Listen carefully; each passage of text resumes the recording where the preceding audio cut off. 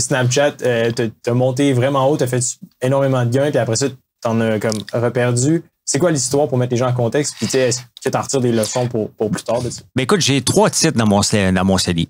J'ai Lion électrique. Oh my God. Ouais. Et j'ai Snapchat. Et j'en ai un autre que j'oublie. C'est vraiment pas pratique courante, là. Normalement, un CELI, c'est genre FNB. Je sais. C'est quoi ton coût moyen de LEV? Ben trop élevé. Là. C'est un citron. Lion électrique, là. Tu sais, faut se le dire. C'est 12 piastres à peu près. Ben, fait que je me récupère. Aujourd'hui? Il n'est même pas à ça, là. Honnêtement, c'est un mauvais coup. La leçon à retirer, là, c'est que Snapchat, mais le problème, là, et puis on le voit, hein, à un moment donné, il faut que tu acceptes de prendre tes profits. Puis pourtant, je suis un investisseur, là. Je devrais le savoir, là. 2,68. 2,68. Puis donc, j'avais acheté. La beauté, c'est que je break even. J'ai payé Snapchat à 10 piastres. Il est à 10,60. Fait que ça a monté. Ça a monté. Je l'ai vu monter jusqu'à 90 piastres. Oh. Et je l'ai vu descendre jusqu'à 7 piastres. Et c'est pas que Snapchat est pas bon encore. Il y a encore des usagers. Mais l'écosystème d'Apple, Apple est la compagnie qu'on aime tous. Ouais, mais c'est la compagnie la plus hypocrite, la plus vorace, la plus que tu sois un écosystème, pas seulement. Je veux bien croire qu'au nom de la protection de la propriété privée, exactement, ils ont voulu protéger les gens des mauvaises pubs, mais ce faisant, ils ont tiré l'impact de Meta et de Google. Mais c'est pas l'impact de Meta et Google qui ont tiré. Ils ont tous tué un écosystème Shopify, entre autres, puis toutes les petites entreprises qui dépendaient de la publicité la plus ciblée possible, qui est pas toujours ce qui marche non plus. Une publicité ne marche pas s'il n'y a pas du vécu derrière. Donc, ça prend un mélange de pub et un mélange de vivant. Moi, j'utilise les deux, ça fonctionne. Mais là, je fais une pub at large. Donc, Apple a tué tout un écosystème de petites entreprises qui dépendaient des pubs. Ce qui se faisant, ils en font plus sur Meta, ils en font plus sur Google, les deux tombent. Snapchat aussi. Puis Snapchat était, avant ça, là, on faisait de la pub sur Snapchat, c'était là que c'était le plus rentable pour l'entreprise. Ah ouais. Le retour sur investissement des pubs qu'on faisait sur Snapchat était le plus rentable. Mais là, Apple est arrivé, la publicité a tombé, littéralement. Et mon Snapchat, je l'ai regardé partir en vrille. Et là, j'ai fait comme, maudit qu'on n'apprend pas. Mais tu sais, c'est ça qui est l'affaire, c'est que dans une bulle, tout le monde se fait prendre dans une bulle parce que on réalise pas. Puis c'est pour ça que des fois, les technos, toutes les modes, parce que c'est des modes des réseaux sociaux, est-ce que Snapchat va monter à 90? Ben non, c'est fini, là. C'est fini. Est-ce qu'ils vont monter à 15 piastres puis je vais le revendre? Probablement, mais j'ai manqué une opportunité de me ramasser 290 000 dans mon CELI puis faire autre chose avec. Là, tandis que là, c'est revenu à zéro. Connais-tu NIO? NIO, oui. Ouais, j'ai acheté NIO, j'ai eu le FOMO. J'ai acheté NIO il y a un an, janvier. Oui, mais c'était la folie des autos électriques. C'est ça. Sommet. Pour vrai, là, si tu connais quelqu'un qui a acheté plus haut que moi, je veux le rencontrer parce que je pense que c'est... Puis ça a commencé à descendre. Puis je suis comme, c'est correct, je vais le garder. C'est correct, je vais le garder. Puis ma perte, je pense que je suis à moins 80% à peu près en ce moment. Là. Ouais.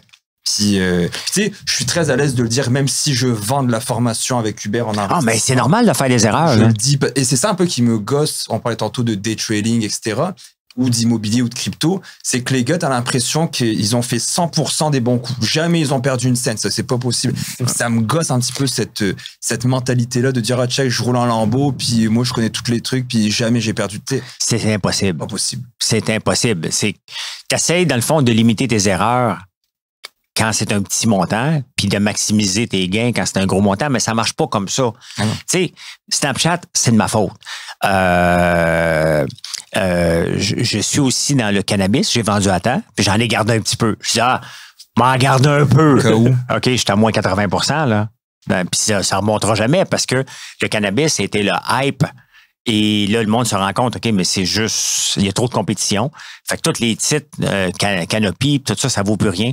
Donc, il faut toujours faire attention quand il y a une bulle. Quand tu vois des titres là, qui partent de nulle part, qui montent. C'était quoi ta décision pour élever? Pourquoi tu as investi là-dedans? Parce que j'ai dit, tiens, m'a donné une chance à une compagnie québécoise. Okay. Puis j'ai dit, tiens, en toute transparence, c'est que Lion électrique, j'ai une compagnie d'acier, puis ils achètent de l'acier de nous autres. Fait que je sais que ça allait bien, mais il y a une différence de voir une compagnie qui va bien parce qu'elle construit, puis une compagnie qui va bien parce qu'elle fait des profits. Ouais. Et tu le vois, il y a une différence. Puis c'est ça qu'à un moment donné, il faut qu'une compagnie amène du profit.